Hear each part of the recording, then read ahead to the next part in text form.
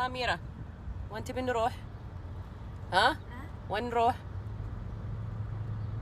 بنك؟ أيوة أحسن حايل ولا إثيوبيا؟ good What's good? Ethiopia or حايل؟ سعودية أرابيا good ولا إثيوبيا؟ يلا اختار بسرعة. لا ما تفهم. where good؟ ها؟ سعودية أرابيا. سعودية good؟ زين ترتبي ارجع لي فدوة. تبي تلعبين ولا ما ودت؟ ها تبين تلعبين؟ جود هذا ولا ما في جود؟ ودت تلعبين؟ تسوي كذا حركات عشان هلا. الله يا سلام الجوال الجديد. شوفوا يا هلا جوالها الجديد. واحدينهم السعيلين قال ማሻአላህ ተባረከላ ማለት ነው። አንዳንድ ጊዜ መጥፎ መዳሞች እንዳሉ ሁሉ ጥሩ መዳሞች አሉ ማለት ነው። እንግዲህ መዳም ለፎሎ ብለሽ ካልሆነ የሆነ ሰው ይዩልኝ ብለሽ ካልሆነ እቺን አንድ ፍሬ ልጅ እንደዚህ ቀምጠልጠል ስትፈልጊ ሞርዶናስ ስትፈልጊ ደግሞ የፈለግሽበት ፏፍሽ እያልሽ የምትወስጃት ከልብሽ ከሆነ ለፎሎ ብለሽ ካልሆነ እውነት ደግሞ ሚዲያ ላይ እንደዚህ እንደምትወጃት ከሆነ አላህ ጀዛሽን ይክፈልሽ። በአላህ እንደው የሀበሻ እናት አባቶች በቃ ልጅ ወልዳችሁ ማሳደግ አቅታችሁ እቺ ልጅ አሁን እንደው በምን እድሜስ አስወጥታ ነው ፓስፖርት ወይስ ኢሚግሬሽን ደግሞ እንዴት አልፋ ነው ልትመጣ የቻለችው አየር ላይ ልትወጣ የቻለችው? እንዴት ነው እስቲ ንገሩኝ በአላህ። እቺ ልጅ አሁን ከ14 ዓመት ከ15 ዓመት የበለጠ እድሜ ይኖራታል። በምን መልኩ ነው እነዚህ እንደው ኤጀንሲዎች እንደው ልጃችሁ አታዩም? እቺ ልጅ ምን አይነት ኃላፊነት ወስዳ ነው ጥሩ መዳም ባያጋጥማት እቺ ልጅ በንዴት ገና ልጅ ናት፣ ለራሷ ተጫውታ ያልጠገበች ናት። የሆነ ነገር ልጇቸውን እንኳን ብታረግ ማን ነው ተጠያቂው? ማን ነው? ለምንድን ነው ዜጎችን መንግስታችን ለምንድን ነው ለዜጎች ከለላ ማያደርገው? ለምንድን ነው እንደዚህ እንዴ? እድሜዋም ሞልታ ጨማምራ ብትመጣ ራሱ እኮ የሰው ልጅ ፊዚካል አይቶ ይታወቃል አይደለም እንዴ? ከ15 ዓመት ከ16 ዓመት የማትበልጥ ልጅ በዚህ መልኩ የሰው ሀገር እኔ ያለ እድሜ ስለተሰደድኩኝ ወላሂ በጣም ነው የሚቆጨኝ። ለምን አንደኛ ነገር ብራችሁን በስርዓቱ አትይዙ፣ ጊዜያችሁ ዝም ብሎ ይባክናል። እናንተ በአስተሳሰብም በብዙ ነገር አልበሰላችሁም። በቃ ብርም ያልቅ አይመስላችሁም፣ እድሜያችሁ የሚሄድ አይመስላችሁም። ካለፈ በኋላ ነው የሚገባችሁ። ህጉ እኮ የሚለው ከ20 ዓመት በላይ ነው ይሰደዱ የሚለው። ለምንድን ነው እቺ ልጅ በመማሪያዋ ጊዜ በመቦረቂያዋ ጊዜ እንትኗን ጊዜዋን እንደዚህ በመባከኑ አያሳዝንም? ዛሬ አይቆጫትም፣ ነገ ነው የሚቆጫት።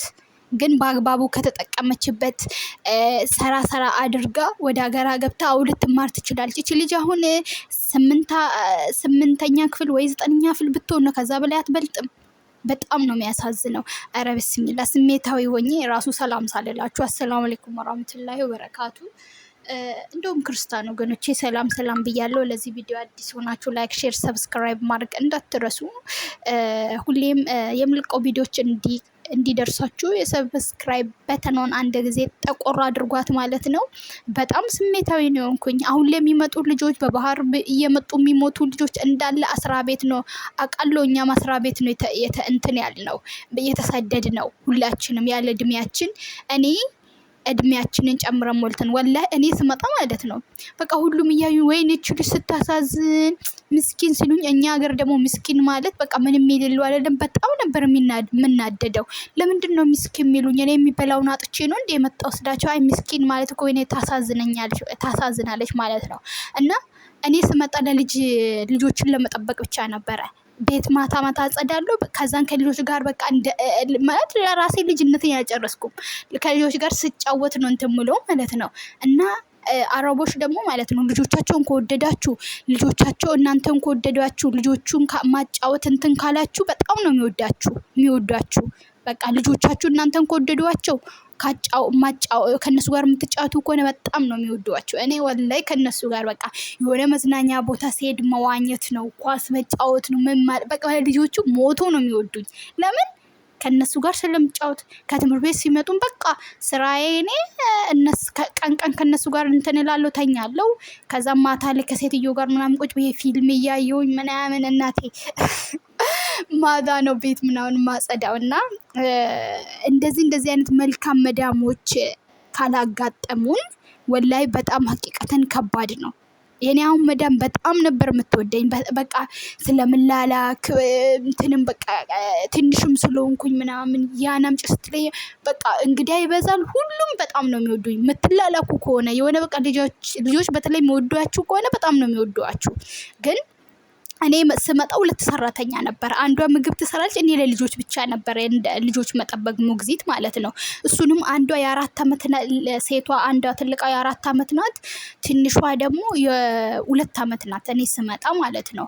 እና በቃ ይበልጥ ከነሱ ጋር እና ትልልቆቹ ደግሞ አሉ እንትምለው ምጫወተው ምናምን እያልኩ ሲበጣ ስራ ሲበዛብኝ ያቺም ደግሞ በጣም ትቀናለች። እንትን ጃዊያ ናት ትቼ ወጣሁኝ ማለት ነው። እና አሙሂም ምን ልላችሁ ነው፣ በጣም ከባድ ነው። አሁን ላይ ነው ማለቴ ምንም ጊዜ ባከነ እንጂ በስራቱ አልተጠቀምኩም። ታውቃላችሁ ስራ ስሰራ ራሱ በቃ የሆነ እስከ ግድግዳ ድረስ ነበር ማጸዳው። እና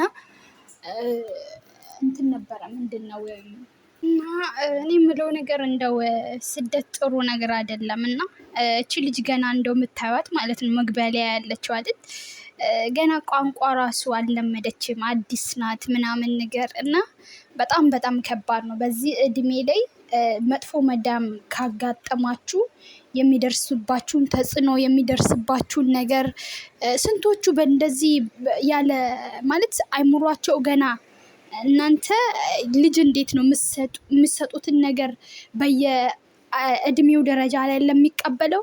እቺ ልጅ አሁን በዚህ ሰዓት የመጫወቻ ጊዜ፣ የመማሪያ ጊዜ፣ የመቦረቂያ ጊዜ ነው። ኃላፊነት ስትሰጧቸው እዚህ ጋር ሙቀቱ አለ። ብዙዎቹ መጥቶ እዚህ ያለ እድሜያቸው እየመጡ የሚነቅሉት ለምንድን ነው? እንትኑ ማለት አልፈልግም፣ ብዙዎች ማለት ነው። ለምንድን ነው?